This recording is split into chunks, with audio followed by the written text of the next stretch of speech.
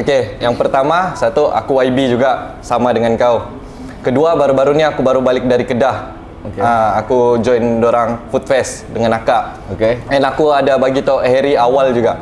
Okay. And Harry cap, okay, at least kau kasi tunjuk muka kau dalam konten aku, kau bagi tau, explain apa semua, and okay sudah.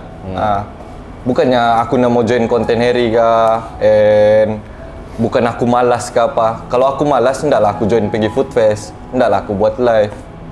Dah bukan side Harry, side kau ni. Saya takut. Side kau ya. Apa yang? Dia YB dia 4 je. Aku 4 je. Empat, tapi saya pun YB. Kau buat berapa dah? 10. Uish. Semua view tak naik tu. Semua view tak naik. Itu yang menyebabkan saya hilang semangat. View 10 ni bersamaan dengan view 4 dia. Sebab dia buat time solo berbelas-belas Tak, rasanya. berbelah-belah YB tak ada. Nampak? Ya, tak. Apa kau ni? Mentang-mentang kau YB top sale. Kau boleh. Kau boleh. Kau boleh lah buat 10. YB kau live sikit pun dah banyak.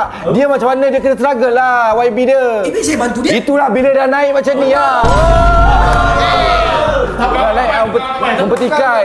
Dia live hari-hari untuk dapat berapa banyak tu. Engkau 3-4 kali je. Saya dah tegur dia. Baik, kesilapan dia adalah dia live. Nampak kau tegur ke silap? Tak nampak silap kau. Bukan mungkin sebab penyebab yang pertama dia live tu adalah di bawah situ berpanas-panas be. Biarlah dia panas dia. Itu effort dia. Dah itulah punca kepada dia punya telefon tu ni. Lag. Itu mendorong kepada dia punya live tu drop.